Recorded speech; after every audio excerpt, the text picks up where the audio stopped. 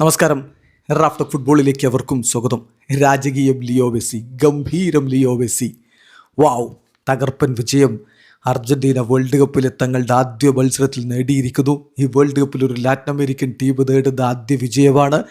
ഏതായാലും ഏകപക്ഷീയമായ 3 ഗോളുകൾക്കാണ് തങ്ങളുടെ ആദ്യ ഗ്രൂപ്പ് സ്റ്റേജ് മത്സരത്തിൽ അർജൻറ്റീന അൾജീരിയയെ പരാജയപ്പെടുത്തിയിരിക്കുന്നത്. 3 ഗോളുകളും സാക്ഷാൽ ലിയോ മെസ്സിയുടെ വക. അദ്ദേഹത്തിൻ്റെ വേൾഡ് കപ്പിലെ ആദ്യ ഹാട്രിക്കാണ് ഇവിടെ പിറന്നിരിക്കുന്നത്. യെസ്, മെസ്സിയും സംഘവും പടയോട്ടം തുടങ്ങിയിരിക്കുന്നു എന്നർത്ഥം. മത്സരത്തിൽ അർജൻറ്റീനയുടെ മുന്നേറ്റങ്ങൾ നയിച്ചുകൊണ്ട് ലയണൽ മെസ്സിയും ലൗതരോ മാർട്ടിനസും തിയാഗോ അൽമൈഡയും ആദ്യ 11-ൽ ഒരുമിച്ചിറങ്ങിയപ്പോൾ മറുഭാഗത്ത് ചൈബിയും ഗോയറിയും ഹാരി മൂസയും ചേർന്നുകൊണ്ടാണ് അൾജീരിയയുടെ മുന്നേറ്റങ്ങൾ നയിച്ചത്. ഇബ്രാഹിം മെസ അവരുടെ മധ്യനിരയിൽ ഉണ്ടായിരുന്നു. അതേസമയം റിയാദ് മെഹ്റസും ഒസാമ വാറും ഒക്കെ സബ്സ്റ്റിറ്റ്യൂട്ട് ബെഞ്ചിലായിരുന്നു. കളിയുടെ തുടക്കത്തിൽ ഗോളുകൾ ഡിസലൗ ചെയ്യുന്നത് കണ്ടുകൊണ്ടാണ് തുടങ്ങിയതെങ്കിൽ 17-ാമത്തെ മിനിറ്റിൽ ലയണൽ മെസ്സിയുടെ മാന്ത്രിക സ്ട്രൈക്ക് നമ്മൾ കണ്ടു. റോദ്രിഗോ ഡി ബോളിൽ നിന്ന് ബോൾ സ്വീകരിച്ച് മുന്നോട്ട് കയറിയിട്ട് അദ്ദേഹം പൊട്ടിച്ചൊരു പൊട്ടിക്കലുണ്ട്. പെനാൽറ്റി ബോക്സിൻ്റെ പുറത്തു നിന്ന് ഔട്ട്സൈഡ് ദി ഏരിയയിൽ നിന്നും വെടിച്ചില്ല് ഗോൾ. ലൂക്കാസ് ഇദാനോ മറികടന്ന് പന്ത് വലയിലേക്ക്. അർജൻറ്റീന ആരാധകർ ആവേശത്തിൻ്റെ പരകോടിയിലേക്ക് പോയി. ഇടവേള സമയത്ത് മത്സരം 1-0 ലീഡിലാണ് അർജൻറ്റീന. അത് ആ ഇടവേള സമയം വരെയുള്ള കളി അത്ര മികച്ചതാണെന്ന് പറയാൻ പറ്റില്ലായിരുന്നു. അൾജീരിയക്ക് കൂടുതൽ ആക്രമിക്കാനുള്ള അവസരം ഉണ്ടായിരുന്നു, അവർ ആക്രമിച്ചില്ല. അവർ എന്തുകൊണ്ടോ ഫൈനൽ തേർഡിൽ മികവ് കാണിച്ചില്ല.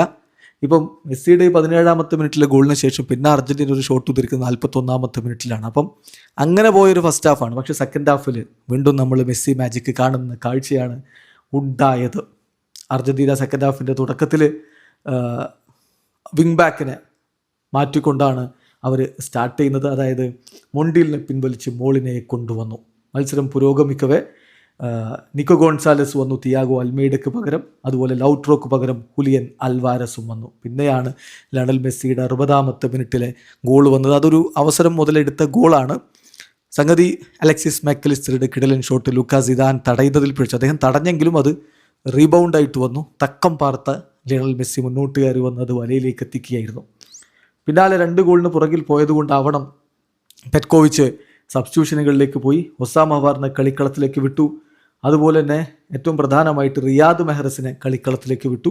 കളി പിടിക്കാനുള്ള അവരുടെ ശ്രമങ്ങൾക്കിടയിലാണ് ലയണൽ മെസ്സിയുടെ സൂപ്പർബ് ഗോൾ വരുന്നത്. ഇത്തവണയും പെനാൽറ്റി ബോക്സിന് പുറത്ത് ആ എഡ്ജിൽ നിന്ന് അത് അർജൻറ്റീന ബോളുമായിട്ട് വരുമ്പോൾ അത്ര കോമ്പാക്റ്റ് ആയിട്ടല്ല അൾജീരിയക്കാർ നിന്നിരുന്നത്. ഇഷ്ടം പോലെ സ്പേസ് അത് മുതലെടുത്തുകൊണ്ട് ലയണൽ മെസ്സിയും സംഘവും മുന്നോട്ട്. നിക്കോ ഗോൺസാലസിൽ നിന്ന് സ്വീകരിച്ച പന്താണ്. ലിയോ മെസ്സി മുന്നോട്ട് കയറുന്നു. അതിമനോഹരമായിട്ട് പെനാൽറ്റി ബോക്സിൻ്റെ എഡ്ജിൽ നിന്ന് അദ്ദേഹം പന്ത് വലയിലേക്ക് വെടിച്ചില്ല് പോലെ വീണ്ടുപടിച്ചിരുന്നു. ലൂക്കാസ് ഇദാൻ ഒരിക്കൽ കൂടി നിഷ്പ്രഭനാകുന്നു. 3-0 അർജൻറ്റീന മുന്നിൽ. പിന്നാലെ മെസ്സിയെ പിൻവലിച്ച് നിക്കോ പാസിനെ കളിക്കളത്തിലേക്ക് വിട്ടു കോച്ച്. ഒപ്പം തന്നെ നിക്കോളാസ് ഓട്ടാമെൻഡി, ക്യൂട്ടി റൊമേറോയ്ക്ക് പകരം നിക്കോളാസ് ഓട്ടാമെൻഡിയും വന്നു. ഏതായാലും കളി തിരികെ പിടിക്കാൻ പിന്നീട് അൾജീരിയക്ക് ആവുമായിരുന്നില്ല.